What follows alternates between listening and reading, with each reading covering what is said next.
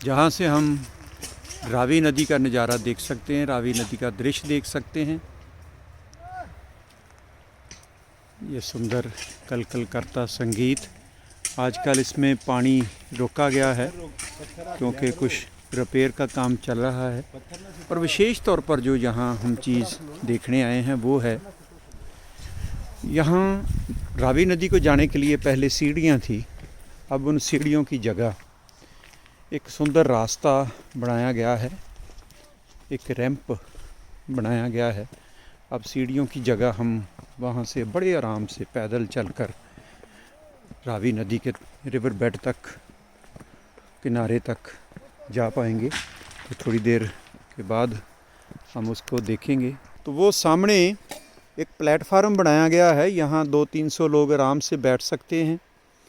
और परम गुरु ओशो की बहुत सुंदर स्वरूप, बहुत सुंदर तस्वीर लगाई जाएगी और सतगुरु यहाँ बैठते हैं। और संगत के बैठने के लिए भी एक सुंदर, ये बिल्कुल एनक्लोजर बन गई है। वहाँ से देखिए रास्ता शुरू होता है और यहाँ से ये रास्ता इस तरफ यहाँ आके निकलेगा और यहाँ 2-4-5 सीढ़ियों के बाद यहाँ से उस तरफ ऊपर आश्रम की तरफ जाएगा।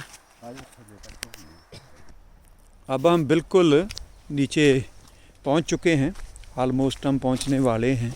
तो ये रास्ता ऊपर से आश्रम से घूमता हुआ अब नीचे रिवर बेड के लेवल पर तकरीबन पहुंचने वाला है।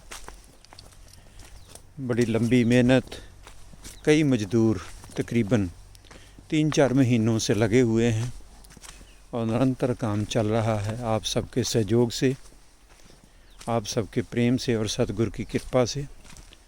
अब ये वो पॉइंट है जहाँ हम सत्संग के लिए संगत को लाएंगे और सतगुरु यहाँ बैठते हैं, रावी नदी को निहारते हैं। ऑलमोस्ट यहाँ प्लानिंग है कि ओशो की सुंदर तस्वीर स्वरूप उनका लगाया जाए। आप यहाँ आकर उनके साथ सेल्फीज़ ले सकें, बैठ सकें, ये सुंदर रावी का दृश्य देख सकें। दूर तक जब पानी चलता है तो ये देखने लायक होता है, इसका संगीत, इसका रूप। अब ये बिल्कुल बंद की गई है रावी कुछ दिन के लिए, 31 मार्च तक ये बंद रहेगी। लेकिन तब तक हमें समय मिल गया है कि हम जो रिपेयर वर्क है हाँ ये नीचे कर लें जी। तो आओ श्री इंद्रजीत जी से ही बात करते हैं। स्वामी जी, पिछले 1-2 महीने से आप क्या कर रहे हैं, ये क्या प्रोजेक्ट है, आप थोड़ा बताएं। जी, ये परम गुरु ओशो और सदगुरु के चरणों में प्रणाम। ये काम ना 18/12/2020 से शुरू किया हुआ है। ओके। काम तो थोड़ा था लेकिन क्रिटिकल वर्क है। और इसको जब भी हम करते थे तो कोई ना कोई पत्थर वगैरह निकल आते थे। अच्छा जी। तो उसको फिर मतलब कंक्रीट के साथ बांधा गया। फिर इसको रास्ता बनाने का काम तकरीबन अभी 70% पूरा हुआ है अप्रॉक्सीमेटली। बहुत अच्छा। 30% अभी काम रहता है। लाइट वगैरह लग गई है, बैरिकेटर लगा दिए गए हैं। हाँ, ये बहुत सुंदर लग रहा है। रात को इसकी लाइट जो लगी है, बहुत सुंदर दृश्य बनता है। और अभी जैसे नहर दरिया रिवर रावी जो बंद हुआ जी, तो जहाँ ये पानी चलता था ना, वहाँ के क्रेट सारे डैमेज हुए हैं नीचे से। सबसे पहले तो ये ज़रूरी हो गया कि उसके क्रेट जो हैं डैमेज हुए उसको रिपेयर करें। यदि ना किया गया तो ये सारा ही दरिया में बह जाएगा। अच्छा जी।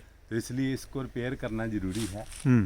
तो ये इसको रिपेयर करके फिर मतलब इस पर जो इंटरलॉकिंग टाइल है रास्ते पर, वो भी लगाने का विचार है।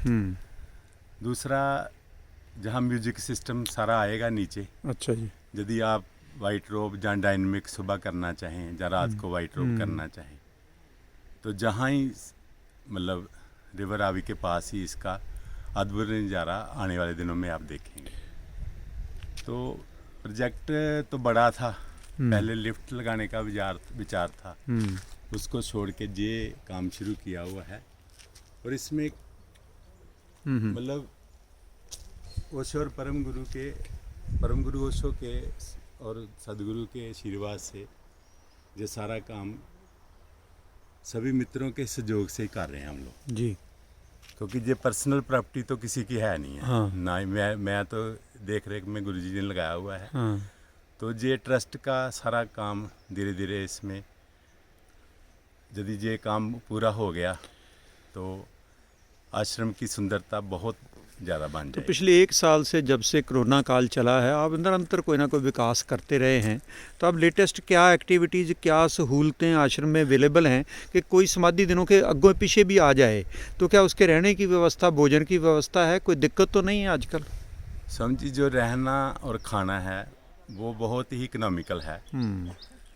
रहना और खाने का एक दिन का 3 टाइम का भोजन, breakfast, lunch, dinner plus 2 time की चाय प्लस रहना, इसका 800 रुपया रखा हुआ है। फिर भी यदि किसी मित्र के पास 800 नहीं होता तो हम लोग कम भी लेते। इसलिए पिछले महीनों से कोई ना कोई मित्र दूर दूर से आ रहे हैं, कोई जबलपुर से, कोई बॉम्बे से। मेडिटेशन भी निरंतर चलती है रोज? मेडिटेशन सारा फ्री है और लगातार हर रोज चल रही है। कोई दिन ऐसा नहीं होता कि मेडिटेशन हम तो ना पता करें। चला है आजकल जो महीने में 1 या 2 आप मेडिटेशन कैंप लगा रहे हो, उसमें काफ़ी लोगों का उत्साह दिखाई दे रहा है। तो आने वाले दिनों में क्या समाधि प्रोग्राम भी शुरू होने वाले हैं? देखो, जुलाई 2020 से हम लोग कैंप जो चल रहे हैं, चाहे डॉक्टर ललित जी कराते थे, जहाँ अशोक गोपाल जी आते थे, तो इसमें हमने कोई मतलब 4 एतवार भी कैंप किया कि चाहे 2 बंदे भी आ जाएं, कैंप चलेगा। लेकिन अभी जो है महीने में 1 बार रखा है, उसमें काफ़ी संख्या से लोग बाहर से आ रहे हैं, दूर दूर से। तो अभी भी मैसेज आते हैं कि हम लोग दिल्ली से आना चाहते हैं, कोई बॉम्बे से आना चाहता है। पिछले दिनों भी बॉम्बे से भी लोग आए हुए थे, दिल्ली से भी आए हुए थे। वो रहते हैं और मेडिटेशन करते हैं। अब ये मोटो है कि मेडिटेशन कोई भी करके जाए वो सारा फ्री है, उसमें कोई किसी से हम लोग पैसा नहीं लेते। लेकिन जो खाना और रहने का है वो जो अपनी मर्जी से खा ले, जहाँ रह ले, जहाँ फिर जो हमने रखा हुआ है। स्वामी जी, लगते आज ये भी बताएं कि यहाँ पहुँचने के लिए क्या व्यवस्था है? अगर कोई दूर से आता है तो पठानकोट तक तो पहुँच जाएगा, तो यहाँ पहुँचने के लिए जहाँ यदि बाई एयर आना है तो अमृतसर आ सकता है, जहाँ जम्मू आ सकता है। और यदि समझ लो उसने ट्रेन पर आना है तो वो पठानकोट भी उतर सकता है, माधोपुर भी उतर सकता है। लेकिन यदि वो पठानकोट उतरता है तो वो आगे 3 व्हीलर पर आश्रम में आ जाता है जी। 250 रुपये के करीब वो लेते हैं 3 व्हीलर वाले। समझ कोई कांटेक्ट नंबर भी है अगर किसी को दिक्कत आए? चाहे कोई रात 2 तो बजे एक बार भी नंबर आप रिपीट कर दें जरा स्लोली। चाहे कोई रात 2 बजे भी आए, जी। उसको आश्रम तक पहुँचाया जाता है। अच्छा, मेरे को जब भी फ़ोन आता है आप तो अपना मोबाइल नंबर बोल दें एक मेरा बार। नंबर 9814355475। इस पर किसी भी समय जे बात की जा सकती है। 24 घंटे खुला रहता है। और ये सारी जो औषधारा की बुक्स हैं, जंगलेरिया में मुरथल, अपना कर्मा, सभी में मेरा नंबर उपलब्ध है। वाह। और कभी भी किसी को कोई किसी भी चीज़ की ज़रूरत पड़ती है तो हम लोग तुरंत उसका हल जहाँ निकल जाता है। अभी ये है कि जब ये थोड़ा इसको ऊंचा करके 2-2.5 फुट, तो इसको भी प्लेटफॉर्म बनाकर 14-15 फुट इसको और तैयार किया जा सकता है, जिससे बंदा आराम से वहाँ बैठ के अपना समाधि में जाए, पानी को देखते देखते। बहुत सुंदर। तो फिर हम ये आस कर सकते हैं कि 2121 में माधोपुर में बहुत बड़े उत्सव चलने वाले हैं। जैसे आपकी तैयारी है ऐसे ही लोगों में उत्साह है और सतगुरु की कृपा ऐसे ही बरसती रही तो हम ये नज़ारे तकरीबन जून जुलाई के बाद एक्टिवली समाधियों में यहाँ संगत आएगी। से तो गुरुजी ने कह दिया कि समाधियाँ चलेंगी जी, सारी, है ना। जी। तो अभी भी हर रोज समाधि है, कोई भी आए तो हाल उनके लिए 24 घंटे खुला है। ठीक है, रहना और खाने की कोई दिक्कत नहीं। बहुत बहुत शुक्रिया Swami ji, thank you very much. प्रणाम सर। मैं आचार्य गोपाल यहाँ ओशोधारा रोग्या धाम माधोपुर से आपकी सबकी सेवा में था। रात को हमने रात का नज़ारा भेजा था, अब ये दिन का नज़ारा आप सबके लिए और आपका इंतज़ार रहेगा।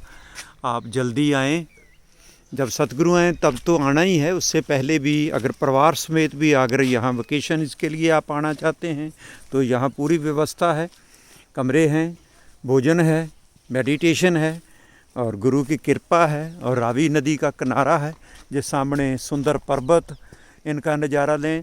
अगर मैं कहूँ कि यहाँ हिल स्टेशन का पूरा ये नज़ारा और हर तरह की फैसिलिटी और मेडिटेटेड एटमॉस्फेयर और गुरु की कृपा, इससे ज़्यादा हम क्या लिख सकते हैं। ये रावी माँ किसी भी तरह गंगा से कम नहीं है, जमुना से कम नहीं है।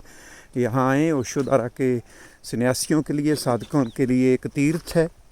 यहाँ आकर रहें, ये आपका अपना आश्रम है। स्वामी इंद्रजीत जी की इच्छा है कि बाकी सब बातें देखी जाएंगी, आपका आना ज़रूरी है। यहाँ रौनक बनी रहे, आप आएँ और यहाँ निरंतर कोई ना कोई सेलिब्रेशन चलती रहे, इसी के लिए ये सब तैयारी की जा रही है। और आप सबको बहुत बहुत प्रेम, सतगुरु के बहुत बहुत आशीष। आपसे इजाज़त लेते हैं। और ये 3 पार्ट्स में जो आपके लिए माधोपुर आश्रम का पूरा रूप भेजा गया, इनको स्वीकार करें। रात का पार्ट 1 और एक अभी पार्ट 2 एंड पार्ट 3 आपकी सेवा में है। शुक्रिया, अहोभाव, विदा लेता हूँ। शुक्रिया। माधोपुर से आचार्य गोपाल।